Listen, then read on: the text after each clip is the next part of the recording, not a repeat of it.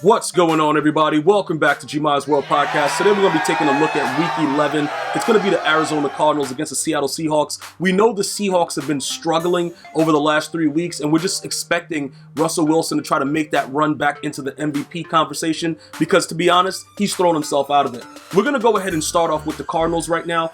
Look, Kyler Murray, he's special. I like what he's doing. I understand, bro, the dude looks very, very tiny, but he packs a big package, bro. And I'm going to tell you right now, after last week's miraculous win, I thought personally they were riding too high off DeAndre Hopkins' catch. When you look at this game overall, they pretty much boxed DeAndre Hopkins up. And if you're a star receiver, you just got to get open. You know what's very, very interesting about this? This is what I miss, right? I miss those days of like Calvin Johnson, Randy Moss, T.O., like receivers that just didn't care. And if they played, they were going to get their numbers. You know what I'm saying? Like it's this whole new generation. Look, they're skilled. They're definitely skilled. They definitely have, the way to get their hands on the football and everything like that. But it's not the same thing. Looking at this game right here, you can go back and look. It was very, very rarely that you would see a pedestrian day from those aforementioned athletes that I just said, T.O., Moss, Megatron. These guys just went out and made plays. Even with like the Lions when their team sucked, Megatron was still making plays. It didn't really matter. Like, you got to understand a couple things, right? DeAndre Hopkins had 5 receptions on 8 targets. If people are bracketing you and doing whatever they want, it's a different type of error to where you're supposed to still be able to get open, because back in the day, dude, well, not even that long ago, before they started changing the rules, they were able to do whatever they wanted to do to you, and people were still getting open. We don't need to go back to the Jerry Rice days and stuff like that, because these players knew that they had to just beat whoever was in front of them. And it was more physical. It was a lot more intense football games, and you can't come off a catch like the one that you had. And then he had a very, very interesting post conference after he made that catch. It got a lot of acclaim, the jump man, all that stuff was going on. And then you come out here and do this. Now, he's not all the blame for this game. There was a lot of things that were going on within the game that determined what was happening. They could not run the football. This is what people need to understand. If you can't run the football, you can't do a lot of other things in the game. That's what's very, very interesting about this situation. Because if you look at it, even with Tom Brady when he struggled against the Saints, if you don't have a running game, you can't physically do anything because you can't run play action. The defense is not worried about anything, and they're pretty much waiting for you to do anything. And they're going to just go ahead, send a rush, and sit back. Kenyon Drake, 11 carries, 29 yards. I don't know what he was doing, why he was doing it, but you have to do better than that.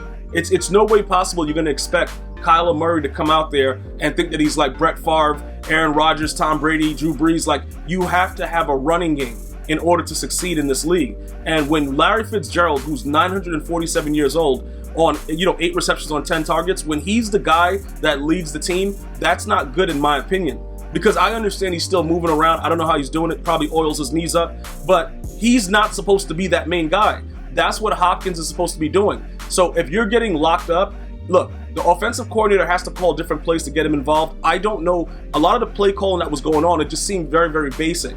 And it wasn't like, they're not prepared for that. They're looking for DeAndre Hopkins. He's a very good route runner. He could play on any part of the field. They're expecting everything, and they're bracketing him. It is the offensive coordinator's job to try to find a way to get him involved. Some bubble screens, some RPOs, things like that. Whatever you have to do to get him involved. This is not acceptable. So that's why I'm saying it's, whoever's doing the play calling, they're a lot to blame as well. But we have to take a look overall at the skill level and just say to myself, like, look, DeAndre Hopkins, you just finished running your mouth crazy, after you just, mossed like 16 guys. You got to go out there and play big. You can't come out on a national TV stage on a Thursday night football game and play like that. Regardless, like, you got to catch, even if you got the 8 targets, you got to catch all 8.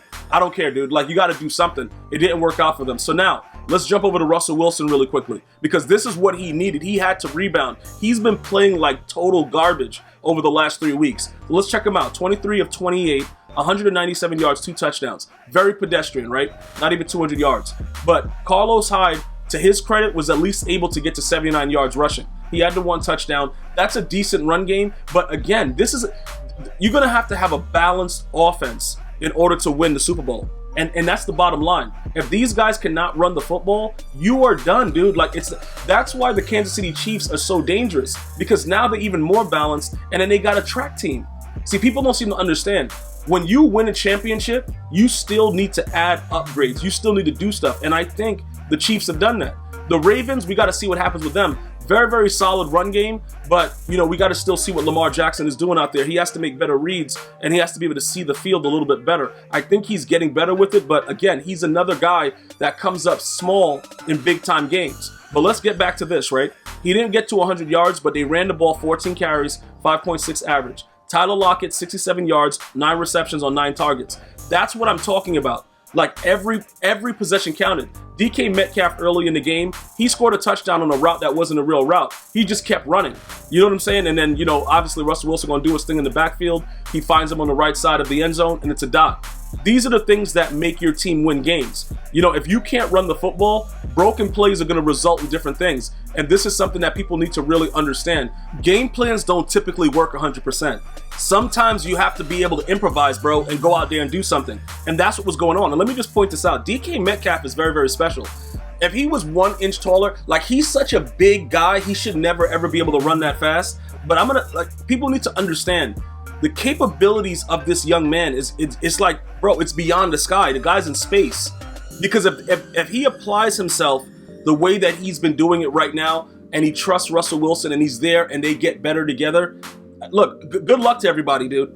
When he realized what he really has, the talent that he has, because he's not even there yet. He hasn't even touched the surface. And that's what's going to be very, very surprising to a lot of people.